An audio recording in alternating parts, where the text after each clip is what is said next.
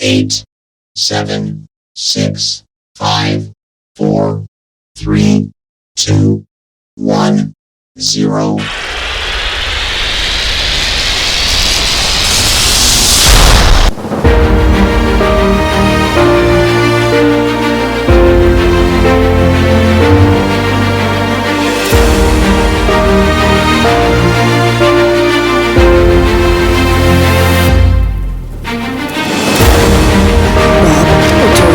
Malayan Union dan jajahan mahkota British di Sabah dan Sarawak.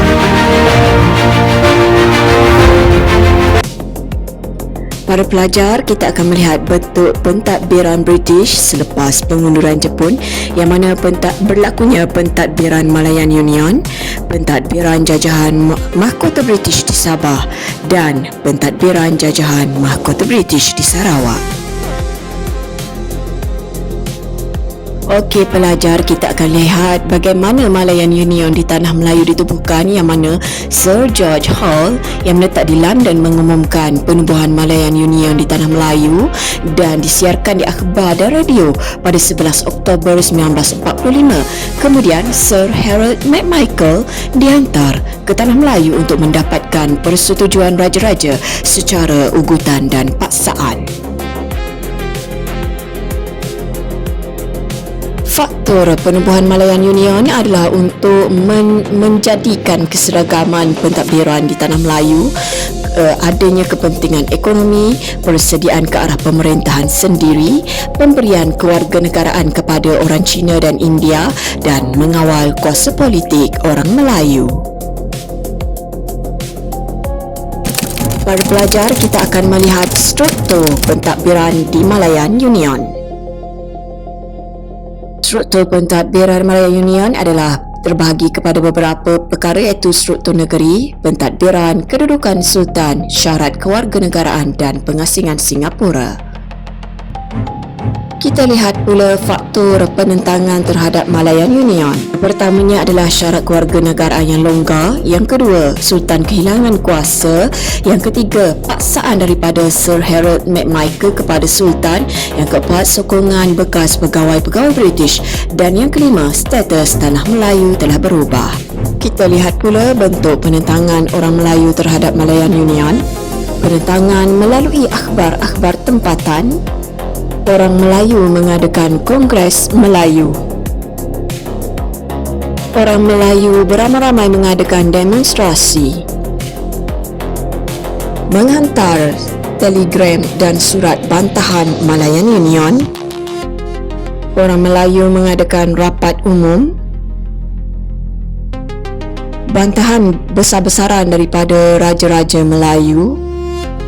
Kita lihat pula jajahan mahkota British di Sarawak pada tahun 1946 sehingga 1963.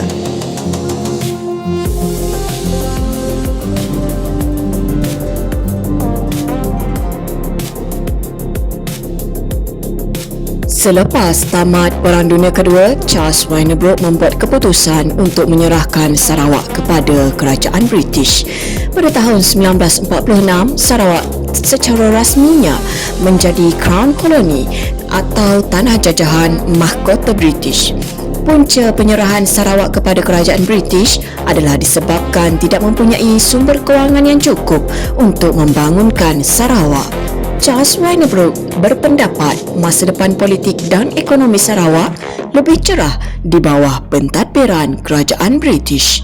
Pemerintahan British berlangsung selama 17 tahun dan berlaku beberapa perubahan dalam pentadbiran.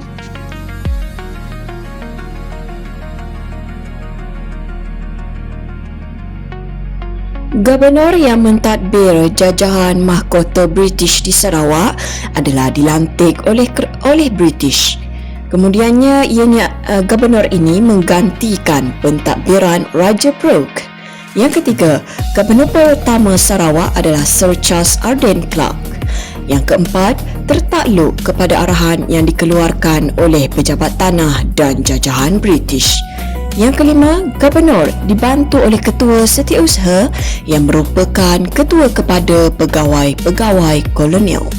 Yang keenam, di bawah Ketua Setiausaha ada Setiausaha Kewangan, Setiausaha Hal Ehwal Ekonomi, Setiausaha Hal Ehwal Orang Cina dan Ketua-Ketua Jabatan.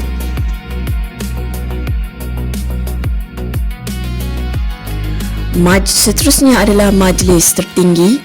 Pada 10 tahun pertama, Kerajaan British mengekalkan sistem pentadbiran yang diasaskan oleh Brooke di Sarawak.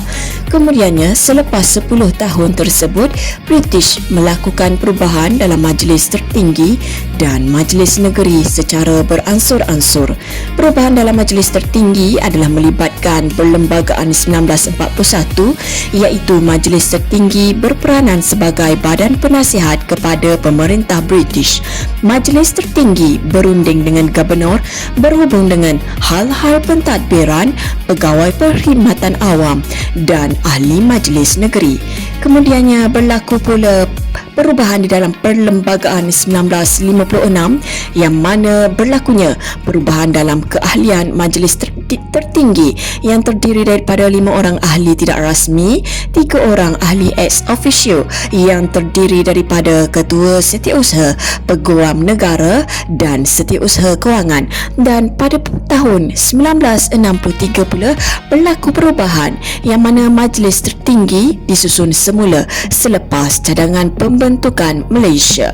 Majlis Tertinggi berperanan seperti Kabinet. Ahli-ahli Majlis Tertinggi diberi portfolio khas dan Ketua Majlis Tertinggi dipanggil Ketua Menteri. Kita lihat pula perubahan di dalam Majlis Negeri yang mana perubahan yang dilakukan oleh Kerajaan British dalam Majlis Negeri adalah seperti berikut. Yang pertama, Perlembagaan 1941. Majlis Negeri mewakili kaum-kaum di Sarawak dan keahlian Majlis Negeri terdiri daripada 14 orang ahli rasmi, 11 orang ahli tidak rasmi dan kesemua ahli majlis dilantik oleh British.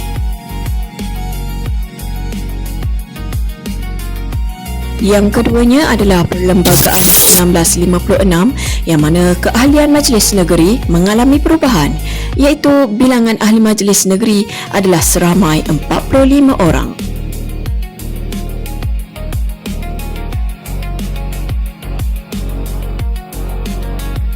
Yang ketiganya adalah Perlembagaan 1961, iaitu rakyat diberi peluang dalam pentadbiran dan politik.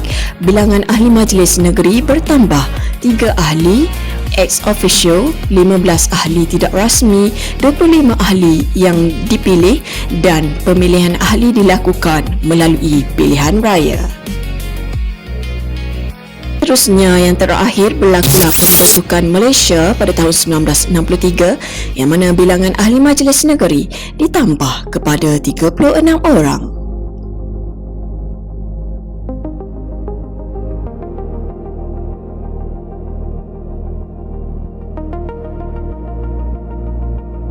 Seterusnya kita akan lihat pula kedudukan pembesar tradisional di Sarawak yang mana pembesar-pembesar tradisional dikekalkan dalam pentadbiran British. Jawatan pembesar tradisional dari suku-suku kaum pribumi dikekalkan. British tidak mengekalkan datu-datu Melayu dalam pentadbiran. Pegawai Bumiputera digantikan dengan pegawai pentadbiran Sarawak. Seterusnya kita lihat pentadbiran tempatan yang mana Sarawak dibahagikan kepada 5 bahagian. Setiap bahagian ditadbir oleh seorang residen. Residen dibantu oleh majlis bahagian. Daerah ditadbir oleh pegawai daerah atau DO dan majlis tempatan ditubuhkan pada tahun 1947. Yang ketiga pula kita lihat pula pilihan raya tempatan yang mana pilihan raya diadakan menerusi ordinan Perlembagaan Kerajaan Tempatan 1956. Pilihan raya tempatan pertama bagi Majlis Perbandaran Kuching berlangsung pada 4 November 1956. Seterusnya, pilihan raya diadakan bagi 24 buah majlis daerah.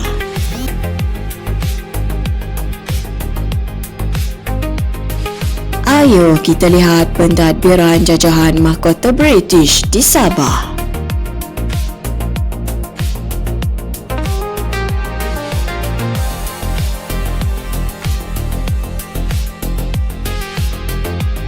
Kita lihat pula pentadbiran jajahan Mahkota British di Sabah yang diketuai oleh Gubernur yang mempunyai kuasa dan pengaruh yang luas. Yang kedua adalah Majlis Eksekutif yang terdiri daripada 9 orang ahli. Yang ketiga, Majlis Mesyuarat Undangan iaitu jabatan-jabatan kerajaan telah dibentuk di Sabah. Yang keempat, Perkhidmatan Awam. Jabatan-jabatan kerajaan dibentuk di Sabah. Setiap jabatan diketuai oleh Ketua Setiausaha. Yang kelima, Lembaga Perbandaran. Yang mana lembaga perbandaran ditubuhkan bagi melicinkan pentadbiran. Dan yang keenam, pentadbiran tempatan, iaitu Sabah dibahagikan kepada residensi, daerah dan sub-daerah serta majlis tempatan.